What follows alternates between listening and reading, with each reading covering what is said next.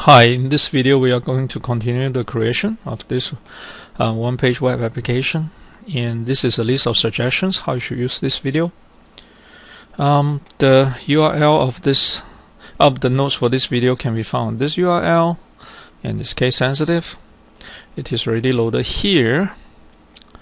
Okay, this is what we have right now, and let's see what we have done. Okay.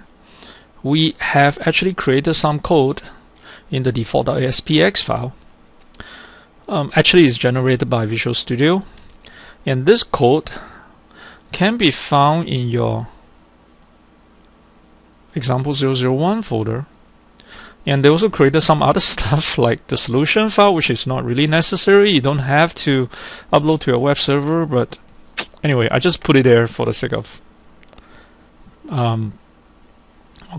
just for the sake of convenience. When you upload, probably you don't need to upload this file to your web server. And there are some other things. So if you look at the code here, so this code, okay. So let's say this file is actually what you see in the Visual Studio window. Okay, it's generated for you. So that is really convenient. And this file, okay, is what you see here. Alright, it's exactly the same file. So it's really convenient when you use Visual Studio to generate code. Okay, so having said that, you know that where your files are. We are going to move on from here. So you go to your default.aspx. You can switch between the two files using the tab. Okay, we are going to default.aspx, and as you can see here, the table is in the form. Okay. So let me go back to the design view, and I'm going to add something here. All right, I'm going to add a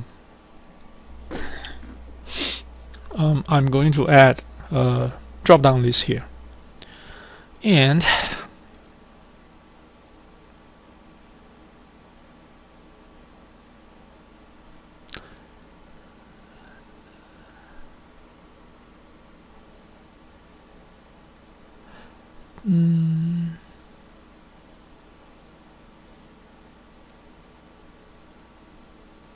okay, let me just check my basic setting again under Tools.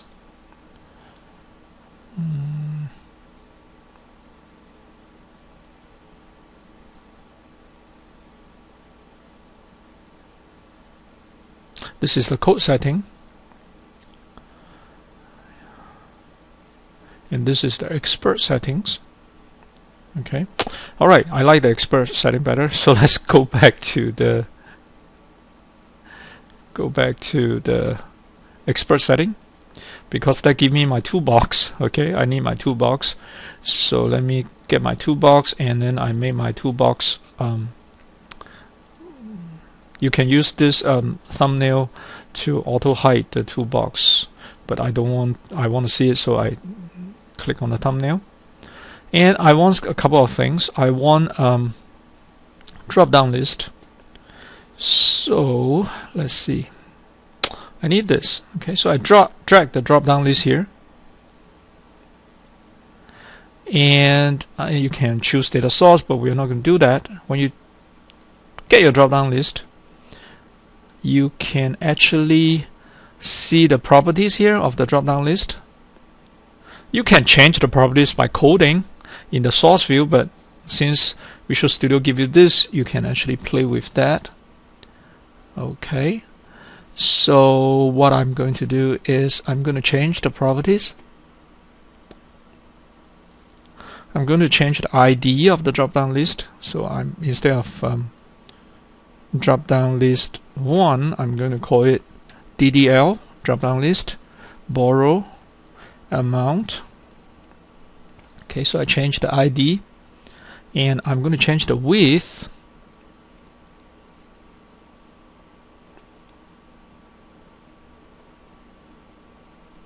to 100 pixel. Okay, and let's look at the code.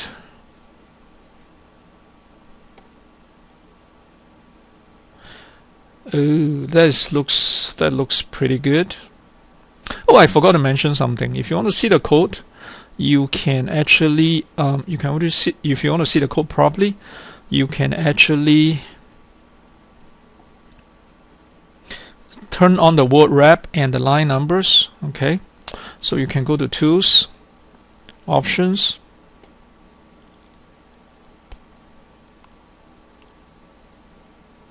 Text Editor, all languages, and switch on the word wrap and the line numbers. Okay, so just to make them look better. Yep.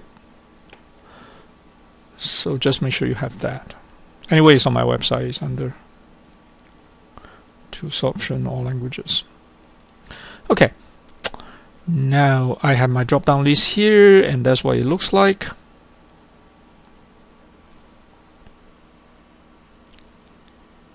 Okay, let me go down to the design view. Of course, you can say, hey, what if I want to, add the you can double click on it and you will automatically create a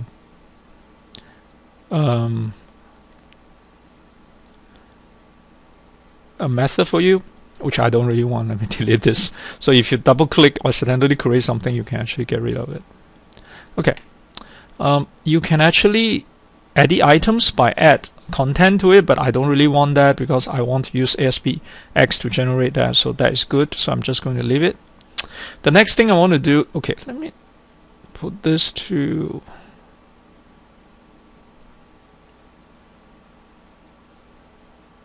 170 pixels. The next thing I want is to add a text box. Okay.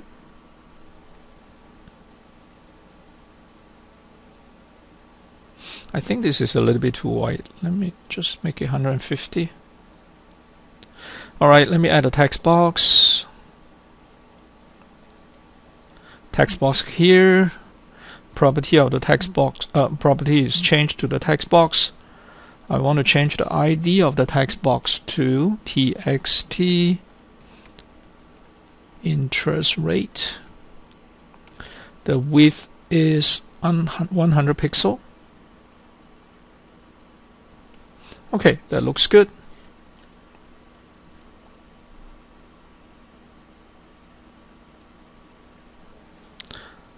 And I want to add a percentage sign here. The next thing I want is another text box for number of years. And the properties for that is txt years. Width is 100 pixel.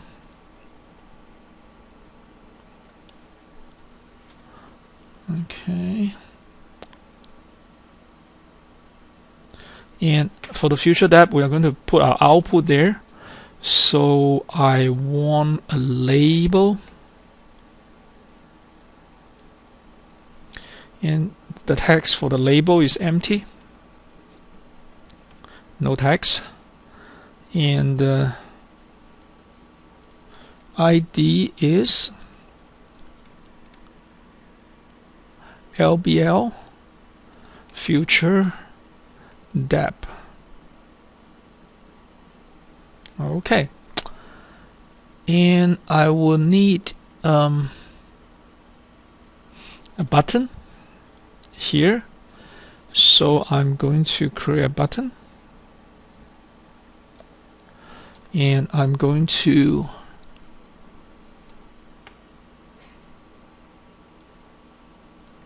give the button an ID called BTN calculate, and the width is 100 pixel, and the text is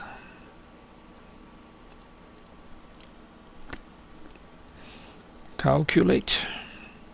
Later we're going to attach functions to it, functions or methods to it, attach functions to it, so we'll be fine.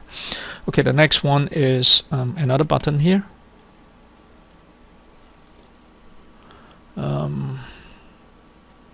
ID is btn clear. Width is 100 pixel,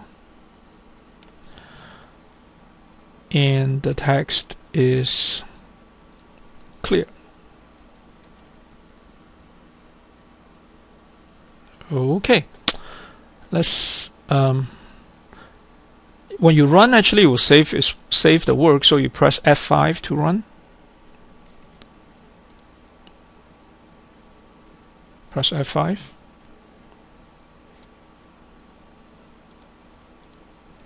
So press F5.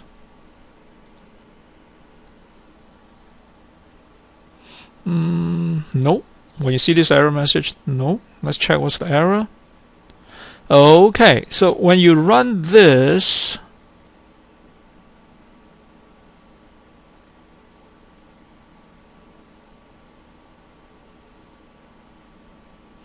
okay, if you run this,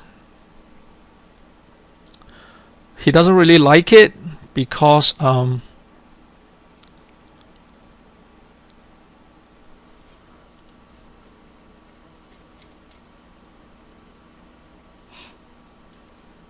just now I double click on it and he added something and he really doesn't really like it. Let me just get rid of this.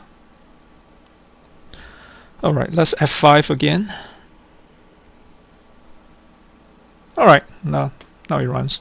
Okay, so it's running well here. There's nothing here, and we set up the environment, and if you so in IIS Express it runs well.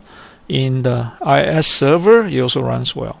Okay, you don't have to do both, you know, one of them is good enough, but I just want to show both because, you know, it's a demonstration video. So let me close this and let me stop the debugging. Okay, so that's a good place to stop this video. In the next video we are going to do validation and attach code to it. Okay, thanks for watching.